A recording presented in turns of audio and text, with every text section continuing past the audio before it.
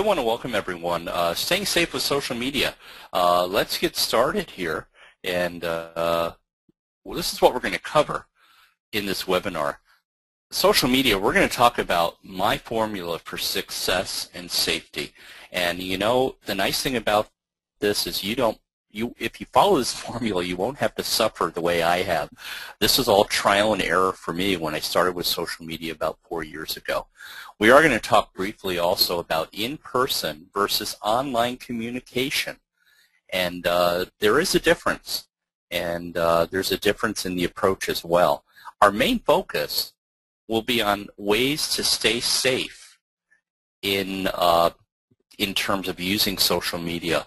We will talk about terms of service and the settings for certain websites.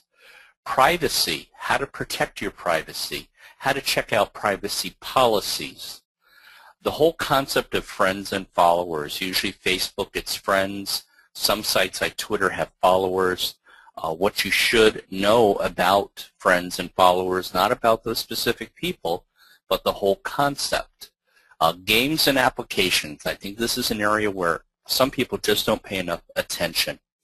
We'll focus on the pitfalls, stuff to avoid, and then how you can take action. A lot of the ways to protect yourself are not going to happen until you are proactive and actually take action. So, let's first talk about the formula for success and safety with social media. This is it, spelled out briefly. Success equals educating yourself, which is the first step that you are doing right now, is educating yourself about social media, acting responsibly, and then taking action.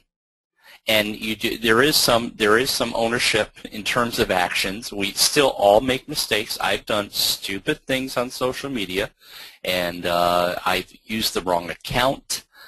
You will not be the first person to make a mistake, but I think if you own up to it and you own it right away and you apologize, or if you do something wrong, I think people value that.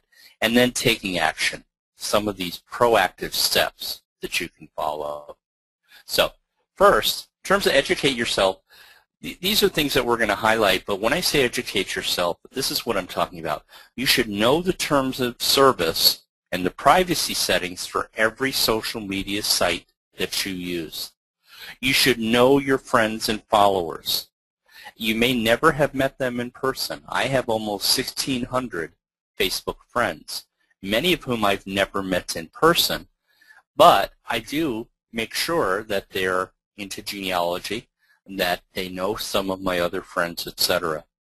Also, know how your information is being used. It's your duty to educate yourself as to how Facebook, Pinterest, Google+, how all of these are using your information and what they're using your information for. Act responsibly. Avoid email links and other offers to build followers. I will show you that. I will show you a recent email that I received where someone wanted me to follow them on LinkedIn and what you should and shouldn't do. Also, one of the areas people don't pay attention to are the shortened URLs. You know, those web links. If you get to see them on Twitter or other sites, they're all gobbledygook and you don't know what they are. Well, that's the problem. People click on it, and that's an easy way to pick up spyware or have your account hacked. Also, think about playing those games and quizzes, whether you really want to do that and what information you're giving up when you do that. Don't use location-based services that reveal your location and where you are or where you have been. Also, limit the information that you share. That is something that is part of acting responsibly. You don't need to put all your business out there. And very often I will unfriend or unfollow people that do, because it's a little bit of TMI, and also it can lead to problems down the road. And then finally, taking action. Block some applications. Also block some people. I have no qualms about blocking some people. And I do have a rather long block list, although they may be interested in genealogy. they have too much negative stuff that they're posting, or I don't like their language, or things like that. And hey, it's your space on Facebook and all these other sites. It's got to serve you, so you have the right to take that action. Set security precautions, like using a dummy email address or an alias. No one said you have to use your own name on some of these sites. And then in general, be more proactive rather than reactive. Let's talk briefly about in-person versus online communication. I'm sure most of you have thought about this, but many people forget that the actions that you take online via email, social media sharing, they don't communicate the same way that in-person interaction does. There are no nonverbal cues. There's no way to interpret certain actions or meanings.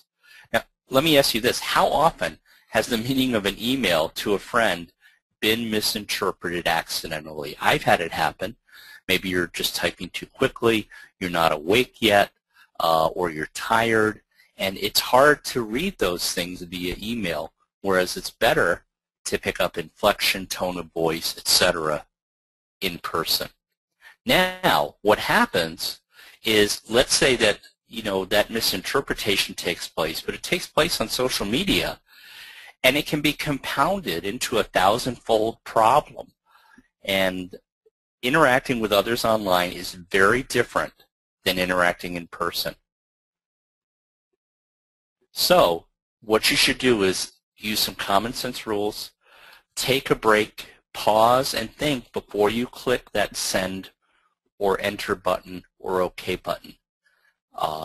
I have found that that's what I want to do. Sometimes when someone will post something that maybe upsets me or I take personally, instead of just typing a response right away, I take 5 minutes, maybe step away from the computer, go watch some TV, or let it go for a few hours, and maybe it won't bug you as much. Also, that person, their post may have been misinterpreted, and it may give them time to retract it, to qualify it, etc. Okay, let's move on.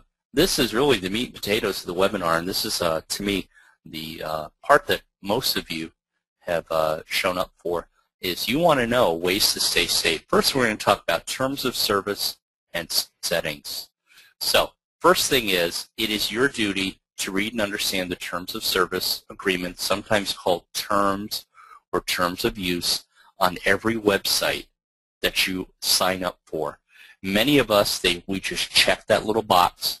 I'm not even talking about printing them out. I'm talking about just reading them. So let me take a look here and let's see. Do I have a link here? I think I do. Here we go. This is Facebook. Facebook has a whole section related to terms and policies. It's down here at the bottom of the screen where it says terms. They also explain their privacy policy. So down here under terms is where you will find this comprehensive center talking about their terms and policies and what they do. They've gotten much better about this, I have to say. And it used to be that Facebook was known for not notifying people properly about their terms and policies and got into legal trouble, and I believe with the FCC and a few other governmental agencies as well. So it is your responsibility. I tell everyone that it's basically you need to know what those terms of service are. No one else is going to do that for you. Back to our slideshow. Know the privacy settings available for each site you use. What I have seen, I would say 80% of the time, is people will sign up for a site and just assume that the site is going to protect their privacy. Do not make that assumption. Let's go ahead and take a look here. And at Facebook, the privacy settings are up here in the upper right-hand corner. You come up to privacy settings, and this is what you'll see. Now, what I've always recommended, if you've seen my Facebook for Genealogists webinar or presentation in person, is that you pick the friends setting up here, that you not pick public, Public means that everything you post, everything you comment on, every little statement is going to be public, and that Google will find it, that Bing will find it, all the search engines, and you don't want to do that. So you want to at least accept friends. You could accept custom, which is then going to ask you, how do you want to customize that privacy setting? It can be a little bit daunting, so I would go at a minimum, go with friends, and then take your time to go through these settings. Think about how you connect. Here's one on Facebook. Who can look you up using email address or phone number you provide? Now, most of us, I would recommend friends. I do everyone, and let me tell you the reason why, is I only use my business number, and I use my business email address, so it doesn't matter. And in fact, it has helped my genealogy business and my genealogy research that people can contact me that way. Who can send you friend requests? Think about that. Do you only want friends of friends or everyone? And who can send you Facebook messages? Maybe just friends. Really, these settings are good for me. I'm more of a public person because of what I do. But again, don't feel any pressure that just because I use everyone that you have to, or someone else uses it, that setting. This is your Facebook account. You have the right to set things. Also, I'm not going to show you my list of blocked people, but you can block specific people and specific applications, and I encourage you to do that. We'll talk about that more in a minute. Back to our slideshow here. Do you know what types of information are gathered on social media sites? What are they collecting about you? That's the big thing with Google, just Google in general, not even from a social media standpoint. Google, they track what you search for. They may not be able to tie it to you personally, but they want to know what the trends are in terms of searches, and that's what Google is known for. They are a data collecting company. They are an information broker. Same thing for Facebook. And also a lot of these applications, a lot of these games that you're using, they will track what you're clicking on, not just in Facebook. Some of them, when you sign up for that game, they give you the right. You give them the right to track where else you're going on the internet. Now, why do they want to do this? This is not Big Brother necessarily. This is my opinion. They don't want to know, what Jack Rasmussen is clicking on all over the internet, but they do want to know in order to feed you advertisements in the sidebar. And so you'll find that a lot of the ads that you see on Facebook, they may be related to what you've been searching for or clicking on lately, and that's all that's involved there. Now, another way to handle the terms of service and settings is you've got to stay up to date on those changes in a site's policy. They do change, and you need to know how to stay on top of that. There's really no other way. So there used to be a clearinghouse. Unfortunately, it's no longer available. I checked as I was setting this up, and they haven't done an update in over a year, so I'm not going to list their website. There used to be a neat website that would, it was a blog, and they would post, well, Google has changed their policy, Facebook has changed their policy. This is what I do, believe it or not, for at least Ancestry and a few others. I download their terms of service when they make a change, and then I run a red line comparison in Microsoft Word to see what the changes are. Because not every site will highlight what their changes are. They will just say, we have a new policy and here it is. If you don't remember what the old one was, then it's up to you. I take it to the extreme because I want to know what some of these sites are doing. But at least periodically check in and say, hey, let me see if Facebook has changed their privacy policy. I haven't looked at it in a year. So again, it's your burden, your duty to do this. Let's move on to privacy. Hot button issue for a lot of people with social media, definitely. And so let's talk about some of the ways that you can stay safe there. Limit the amount of personal information you display. So what am I talking about with that? Well, you might want to consider not putting your birth date up there. You might want to consider not putting your location, your hometown. Hometown is one of those questions a lot of banks use. when they're verifying your information online. Think about that. Think about